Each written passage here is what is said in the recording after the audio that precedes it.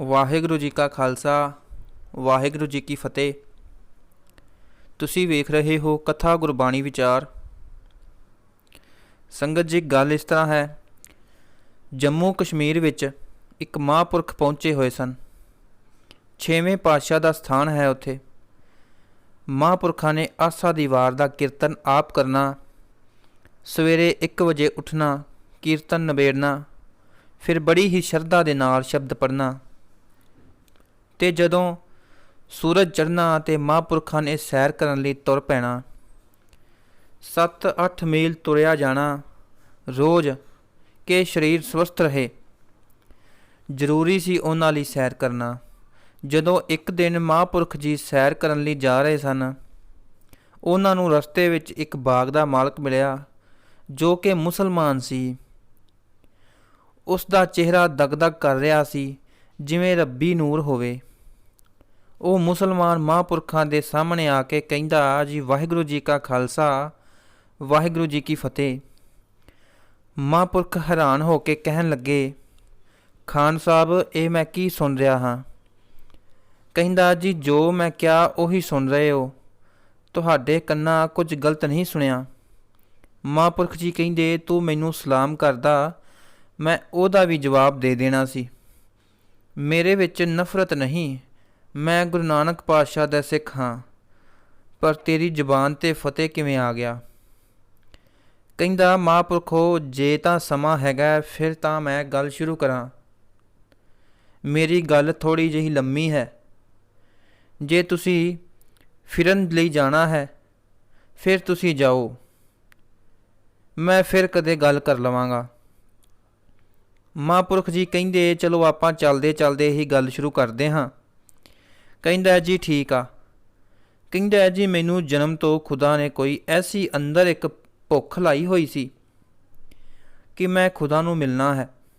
ਮੈਨੂੰ ਭੁੱਖ ਸੀ, ਮੈਂ ਖੁਦਾ ਨੂੰ ਮਿਲਣ ਵਾਸਤੇ, ਖੁਦਾ ਦੇ ਮਿਲਾਪ ਵਾਸਤੇ ਕਈ ਵਿਚੋਲੇ ਚੁਣੇ, ਹਜ਼ੂਰ ਮੁਹੰਮਦ ਜੀ ਨੂੰ, ਪਰ ਮੈਂ ਉਹਨਾਂ ਤੱਕ ਪਹੁੰਚ ਨਹੀਂ ਕਰ ਸਕਿਆ। ਅਤੇ ਇਹਦੇ ਲਈ ਮੈਂ ਚੁਣੇ ਇਸਲਾਮ ਦੇ ਫਕੀਰ, ਜਿਹੜੇ ਮੈਨੂੰ ਮੁਹੰਮਦ ਸਾਹਿਬ ਨਾਲ ਮਿਲਾਉਣ ਅਤੇ ਮੁਹੰਮਦ ਸਾਹਿਬ ਦੇ ਰਾਹੀਂ ਮੈਨੂੰ ਖੁਦਾ ਦੇ ਦਰਸ਼ਨ ਹੋ ਜਾਣ। ਕਹਿੰਦਾ, ਜੀ ਮੈਂ ਫਕੀਰਾਂ ਦੀ ਬੜੀ ਸੇਵਾ ਕੀਤੀ ਹੈ, ਬੜੀ ਖਿਦਮਤ ਕੀਤੀ ਹੈ, ਪਰ ਕੋਈ ਗੱਲ ਨਾ ਬਣੀ। ਕਹਿੰਦਾ, ਜੀ ਮੈਂ ਕਈ ਫਕੀਰ ਕੋਲ ਗਿਆ, ਕਈ ਕੁਝ ਕੀਤਾ ਜੋ ਉਹਨਾਂ ਨੇ ਕਿਹਾ ਕਰਨ ਲਈ, ਮੈਂ ਕਰਦਾ ਰਿਹਾ। ਮੇਰੀ ਕਾਫੀ ਉਮਰ ਇਸੇ ਪਾਸੇ ਲੰਘ ਗਈ ਹੈ। ਅਤੇ ਫਿਰ ਮੈਨੂੰ ਕਿਸੇ ਨੇ ਕਿਹਾ ਕਿ ਭਲਿਆ ਪੁਰਸ਼ਾ, ਜੇ ਰੱਬ ਨੂੰ ਮਿਲਣਾ ਹੈ, ਜਿਹਨੂੰ ਖੁਦਾ ਕਹਿਣਾ ਹੈ, ਉਸੇ ਨੂੰ ਹਿੰਦੂ ਰਾਮ ਕਹਿੰਦੇ ਨੇ, ਉਸੇ ਨੂੰ ਸਿੱਖ ਵਾਹਿਗੁਰੂ ਕਹਿੰਦੇ ਨੇ। ਉਹਨੇ ਮੈਨੂੰ ਕਿਹਾ ਕਿ ਤੂੰ ਵਿਤਕਰਾ ਛੱਡ ਕੇ ਕਮਾਈਆਂ ਵਾਲੇ ਹਿੰਦੂ ਫਕੀਰ ਕੋਲ ਜਾ। ਕਹਿੰਦਾ, ਜੀ ਫਿਰ ਮੈਂ ਹਿੰਦੂ ਫਕੀਰਾਂ ਕੋਲ ਗਿਆ। ਕਹਿੰਦਾ, ਜੀ ਉਹਨਾਂ ਵੀ ਜੋ ਕੁਝ ਕਿਹਾ ਮੈਂ ਕੀਤਾ, ਪਰ ਗੱਲ ਫਿਰ ਨਾ ਬਣੀ। ਮੇਰੇ ਫਿਰ ਕੁਝ ਪੱਲੇ ਨਾ ਪਿਆ। ਕਹਿੰਦਾ, ਜੀ ਫਿਰ ਮੇਰਾ ਦਿਲ ਟੁੱਟ ਗਿਆ। ਮੇਰੀ ਉਮਰ ਦੇ ਕਈ ਸਾਲ ਇੱਦਾਂ ਹੀ ਲੰਘ ਗਏ ਸਨ। ਕਹਿੰਦਾ, ਜੀ ਫਿਰ ਮੈਂ ਸੋਚਿਆ, ਜੀ ਚਲੋ ਜੋ ਖੁਦਾ ਦੀ ਮਰਜ਼ੀ, ਉਹਦੀਆਂ ਉਹੀ ਜਾਣੇ, ਸ਼ਾਇਦ ਉਹ ਮੈਨੂੰ ਮਿਲਣਾ ਹੀ ਨਹੀਂ ਚਾਹੁੰਦਾ। ਫਿਰ ਕਹਿੰਦਾ, ਜੀ ਇੱਕ ਦਿਨ ਮੈਂ ਜਾ ਰਿਹਾ ਸੀ ਕਿਸੇ ਕੰਮ, ਮੈਨੂੰ ਇੱਕ ਸਿੱਖ ਮਿਲਿਆ, ਬਾਣਾ ਪਾਇਆ ਹੋਇਆ ਸੀ ਉਹਨੇ। ਕਹਿੰਦੇ, ਮੈਂ ਪੂਰਾ ਸਤਿਕਾਰ ਕੀਤਾ ਅਤੇ ਮੈਂ ਸੋਚਿਆ ਵੀ ਚਲੋ ਇਹਨੂੰ ਹੀ ਪੁੱਛਦਾ ਹਾਂ ਵੀ ਤੁਹਾਡੇ ਸਿੱਖਾਂ ਦੇ ਵਿੱਚ ਵੀ ਕੋਈ ਸੰਤ ਹੈਗਾ ਜਿਹੜਾ ਮੈਨੂੰ ਖੁਦਾ ਦੇ ਦਰਸ਼ਨ ਕਰਵਾ ਸਕੇ। ਕਹਿੰਦਾ, ਜੀ ਮੈਂ ਉਸ ਸਿੱਖ ਨੂੰ ਬੇਨਤੀ ਕੀਤੀ। ਉਹ ਸਿੱਖ ਮੈਨੂੰ ਕਹਿਣ ਲੱਗਾ ਵੀ ਸਾਰਿਆਂ ਮਤਾਂ ਦੇ ਵਿੱਚ ਹੀ ਸਮਰੱਥਾ ਰੱਖਣ ਵਾਲੇ ਹੈਨ, ਤੁਹਾਡੇ ਮੁਸਲਮਾਨਾਂ ਵਿੱਚ ਵੀ ਹੋਣਗੇ। ਕਹਿੰਦਾ, ਜੀ ਮੈਨੂੰ ਤਾਂ ਦਿਖਿਆ ਨਹੀਂ। ਸਿੱਖ ਕਹਿੰਦਾ ਹੈ ਵੀ ਜੇ ਤੈਨੂੰ ਨਹੀਂ ਮਿਲਿਆ ਤਾਂ ਇਹਦਾ ਇਹ ਮਤਲਬ ਨਹੀਂ ਕਿ ਤੁਹਾਡੇ ਮੁਸਲਮਾਨਾਂ ਵਿੱਚ ਹੈ ਨਹੀਂ, ਹੋਣਗੇ। ਹਿੰਦੂਆਂ 'ਚ ਵੀ ਹੈਗੇ ਨੇ, ਸਾਡੇ 'ਚ ਵੀ ਹੈਗੇ ਨੇ, ਪਰ ਤੂੰ ਇੰਨੇ ਚੱਕਰਾਂ 'ਚ ਕਿਉਂ ਪਿਆ ਹੈ? ਤੈਨੂੰ ਸਿੱਧਾ ਜਿਹਾ ਰਾਹ ਦੇਣਾ ਹਾਂ। ਕਹਿੰਦਾ, ਜੀ ਦੱਸੋ। ਸਿੱਖ ਕਹਿੰਦਾ, ਜੀ ਮੈਨੂੰ ਇੱਕ ਗੱਲ ਦੱਸ ਵੀ ਜਿਹੜਾ ਪਹਿਰੇ 'ਤੇ ਖੜ੍ਹਾ ਹੋਵੇ, ਜੇ ਉਹਨੂੰ ਆਵਾਜ਼ ਮਾਰੀਏ ਮੁਸੀਬਤ ਪੈਣ 'ਤੇ ਉਹ ਛੇਤੀ ਆਊ ਕਿ ਜਿਹੜਾ ਸੁੱਤਾ ਪਿਆ ਹੋਵੇ ਉਹ ਛੇਤੀ ਆਊ। ਕਹਿੰਦਾ ਜੀ ਜਿਹੜਾ ਪਹਿਰੇ 'ਤੇ ਖੜ੍ਹਾ ਹੈ। ਸਿੱਖ ਕਹਿੰਦਾ ਹੈ ਵੀ ਫਿਰ ਇਸ ਜੱਗ ਦੇ ਅੰਦਰ ਗੁਰੂ ਨਾਨਕ ਪਾਤਸ਼ਾਹ ਦਾ ਪਹਿਰਾ ਹੈ, ਤੂੰ ਉਹਨਾਂ ਨੂੰ ਬੁਲਾ। ਉਹਨਾਂ ਨੂੰ ਤੇ ਬੁਲਾਇਆ ਨਹੀਂ ਜਿਨ੍ਹਾਂ ਦਾ ਪਹਿਰਾ ਹੈ। ਤੂੰ ਗੁਰੂ ਨਾਨਕ ਪਾਤਸ਼ਾਹ ਨੂੰ ਬੁਲਾ, ਜਲਦੀ ਆਉਣਗੇ। ਤੇ ਜਦੋਂ ਗੁਰੂ ਨਾਨਕ ਪਾਤਸ਼ਾਹ ਆ ਜਾਵੇ ਫਿਰ ਕਹੀਂ ਕਿ ਮੈਨੂੰ ਮੁਹੰਮਦ ਸਾਹਿਬ ਨੂੰ ਮਿਲਾ ਦਿਓ। ਫਿਰ ਤੂੰ ਜਿਸ ਨੂੰ ਬੁਲਾਉਣਾ ਹੋਵੇ ਬੁਲਾ ਲਈ। ਕਹਿੰਦਾ ਹੈ ਜੀ ਪੱਕੀ ਗੱਲ ਏ। ਸਿੱਖ ਕਹਿੰਦਾ ਹੈ ਹਾਂ ਜੀ ਪੱਕੀ ਗੱਲ ਹੈ। ਕਹਿੰਦਾ ਹੈ ਜੀ ਫਿਰ ਗੁਰੂ ਨਾਨਕ ਨੂੰ ਕਿਵੇਂ ਮਿਲੂੰਗਾ? ਸਿੱਖ ਕਹਿੰਦਾ ਹੈ ਵੀ ਗੁਰੂ ਨਾਨਕ ਪਾਤਸ਼ਾਹ ਨੂੰ ਤਾਂ ਮੂਲ ਮੰਤਰ ਦੁਆਰਾ ਮਿਲਿਆ ਜਾ ਸਕਦਾ ਹੈ। ਤੇ ਯਾਦ ਰੱਖੀ, ਮੂਲ ਮੰਤਰ ਅਧੂਰਾ ਕਹੇਗਾ ਤੇਰੀ ਕਮਾਈ ਅਧੂਰੀ ਰਹਿ ਜਾਏਗੀ। ਤੂੰ ਮੂਲ ਮੰਤਰ ਪੂਰਾ ਜਪੀ ਤੇ ਤੈਨੂੰ ਗੁਰੂ ਨਾਨਕ ਦਾ ਮਿਲਾਪ ਹੋਏਗਾ। ਕਹਿੰਦਾ ਜੀ ਜਦੋਂ ਮੂਲ ਮੰਤਰ ਦਾ ਜਾਪ ਸ਼ੁਰੂ ਕੀਤਾ ਮੈਂ ਬੜੀ ਸ਼ਰਧਾ ਦੇ ਨਾਲ, ਮੇਰਾ ਵਿਸ਼ਵਾਸ ਬਣਦਾ ਗਿਆ ਬਾਣੀ ਉੱਪਰ। ਕਹਿੰਦਾ ਜੀ ਫਿਰ ਮੇਰਾ ਮੂਲ ਮੰਤਰ ਜਾਪ ਸਫਲ ਵੀ ਹੋਇਆ। ਮੈਨੂੰ ਇੱਕ ਦਿਨ ਗੁਰੂ ਨਾਨਕ ਪਾਤਸ਼ਾਹ ਦੇ ਦਰਸ਼ਨ ਹੋਏ। ਮੈਂ ਚਰਨਾਂ 'ਤੇ ਨਮਸਕਾਰ ਕੀਤੀ ਤੇ ਗੁਰੂ ਨਾਨਕ ਪਾਤਸ਼ਾਹ ਕਹਿਣ ਲੱਗੇ, ਕਹਿੰਦੇ ਮੈਨੂੰ ਸੱਦਿਆ ਸੀ ਭਾਈ, ਦੱਸ ਮੁਹੰਮਦ ਸਾਹਿਬ ਨੂੰ ਬੁਲਾਵਾਂ ਜਾਂ ਜੀਸਸ ਨੂੰ ਬੁਲਾਵਾਂ? ਦੱਸ ਕਿਹਦੇ ਦੁਆਰਾ ਖੁਦਾ ਨੂੰ ਮਿਲਣਾ ਹੈ ਤੂੰ?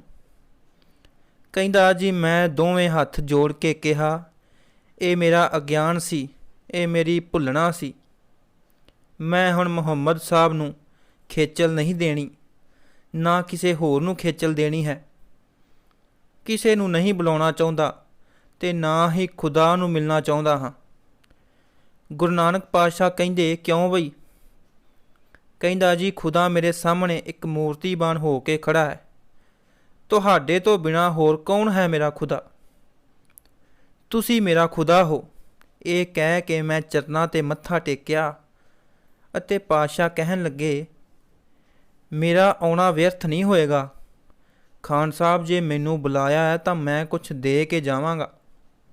ਮੰਗ ਕੀ ਮੰਗਦਾ ਹੈ? ਜੋ ਮਰਜ਼ੀ ਮੰਗ ਲੈ। ਕਹਿੰਦਾ ਹੈ ਜੀ ਮੰਗਾਂ ਕੀ ਤੁਹਾਡੇ ਤੋਂ? ਤੁਹਾਡੇ ਤੋਂ ਵੱਡੀ ਕੋਈ ਚੀਜ਼ ਨਹੀਂ, ਜੋ ਮੰਗ ਲਵਾਂ ਮੈਂ। ਕਹਿੰਦਾ ਹੈ ਵੀ ਮੰਗਣਾ ਤਾਂ ਪੈਣਾ ਹੈ ਤੈਨੂੰ। ਖਾਨ ਸਾਹਿਬ ਕਹਿੰਦੇ ਵੀ ਪਾਤਸ਼ਾਹ ਜੀ ਫਿਰ ਮੰਗਣ ਦੀ ਜਾਚ ਤਾਂ ਮੈਨੂੰ ਹੈ ਨਹੀਂ, ਮੈਂ ਬੰਦਾ ਇਹੋ ਜਿਹਾ ਹੀ ਹਾਂ। ਹੁਣ ਤੁਸੀਂ ਕਿਰਪਾ ਕਰਕੇ ਉਹ ਕੁਛ ਦਿਓ ਜਿਹਦੇ ਕਰਕੇ ਤੁਸੀਂ ਹਮੇਸ਼ਾ ਹੀ ਇਸੇ ਤਰ੍ਹਾਂ ਪ੍ਰਸੰਨ ਹੋਵੋ ਜਿਵੇਂ ਹੁਣ ਪ੍ਰਸੰਨ ਹੋ ਮੇਰੇ ਤੋਂ। ਪਾਤਸ਼ਾਹ ਕਹਿੰਦੇ ਤੂੰ ਤਾਂ ਨਾ ਮੰਗ ਕੇ ਵੀ ਸਭ ਕੁਛ ਹੀ ਮੰਗ ਲਿਆ ਹੈ। ਕਹਿੰਦੇ ਫਿਰ ਮੈਂ ਦੱਸਾਂ ਮੇਰੀ ਖੁਸ਼ੀ ਕਾਹਦੇ 'ਚ ਹੈ? ਕਹਿੰਦੇ ਕਾਰੋਬਾਰ ਕੀ ਹੈ ਤੇਰਾ? ਖਾਨ ਸਾਹਿਬ ਕਹਿਣ ਲੱਗੇ ਜੀ ਬਾਗ ਹੈ ਮੇਰਾ। ਪਾਤਸ਼ਾਹ ਕਹਿੰਦੇ ਫਿਰ ਇਸ ਬਾਗ ਦਾ ਅੱਧਾ ਹਿੱਸਾ ਖੁਦਾ ਦੇ ਨਾਮ ਕਰ ਦੇ। ਕਹਿੰਦਾ ਜੀ ਕਰ ਦਿੱਤਾ। ਇਹਦੀ ਜਿੰਨੀ ਆਮਦਨ ਹੈ ਉਸ ਆਮਦਨ ਦੇ ਨਾਲ ਤੂੰ ਲੰਗਰ ਚਲਾਏਂਗਾ। ਜਿਹੜਾ ਸਿੱਖ ਲੰਗਰ ਚਲਾਉਂਦਾ ਹੈ ਮੈਨੂੰ ਸਭ ਤੋਂ ਪਿਆਰਾ ਹੈ। ਜੇ ਮੇਰੇ ਨਾਲ ਪਿਆਰ ਪਾਉਣਾ ਚਾਹੁੰਦਾ ਹੈ ਫਿਰ ਲੰਗਰ ਚਲਾ ਦੇ। ਖਾਨ ਸਾਹਿਬ ਕਹਿੰਦਾ ਹੈ ਮਹਾਂਪੁਰਖੋ, ਮੈਂ ਹਿੰਦੂਆਂ ਫਕੀਰਾਂ ਵਾਸਤੇ ਹਿੰਦੂ ਲਾਂਗਰੀ ਰੱਖੇ ਹੋਏ ਨੇ, ਮੁਸਲਮਾਨਾਂ ਵਾਸਤੇ ਮੁਸਲਮਾਨ ਲਾਂਗਰੀ ਰੱਖੇ ਨੇ। ਮੇਰਾ ਅੱਧਾ ਭਾਗ ਮੇਰੇ ਪਰਿਵਾਰ ਲਈ ਹੈ। ਮੈਂ ਗੁਰੂ ਨਾਨਕ ਦਾ ਭਗਤ ਹੋ ਗਿਆ। ਮੈਂ ਤਾਂ ਮੂਲ ਮੰਤਰ ਜਪਦਾ ਰਹਿਣਾ ਤੇ ਮੈਨੂੰ ਜਦੋਂ ਵੀ ਕੋਈ ਸਿੱਖ ਮਿਲਦਾ ਹੈ ਤੇ ਮੈਂ ਸ਼ੁਕਰਾਨਾ ਕਰਦਾ ਵੀ ਮੈਨੂੰ ਇਹਨਾਂ ਦੁਆਰਾ ਗੁਰੂ ਮਿਲਿਆ ਮੇਰਾ, ਤੇ ਇਸ ਕਰਕੇ ਮੈਂ ਤੁਹਾਨੂੰ ਫਤਿਹ ਬੁਲਾਈ ਹੈ। ਵਾਹਿਗੁਰੂ ਜੀ ਕਾ ਖਾਲਸਾ, ਵਾਹਿਗੁਰੂ ਜੀ ਕੀ ਫਤਿਹ। ਜੇਕਰ ਤੁਹਾਨੂੰ ਇਹ ਵੀਡੀਓ ਪਸੰਦ ਆਈ ਹੈ ਇਸ ਨੂੰ ਲਾਈਕ ਅਤੇ ਸ਼ੇਅਰ ਜ਼ਰੂਰ ਕਰਿਓ ਅਤੇ ਹੋਰ ਨਵੀਆਂ ਵੀਡੀਓਜ਼ ਦੀ ਅਪਡੇਟ ਲਈ ਚੈਨਲ ਨੂੰ ਸਬਸਕ੍ਰਾਈਬ ਕਰ ਲਵੋ ਅਤੇ ਬੈਲ ਆਈਕਨ ਦਬਾ ਲਵੋ।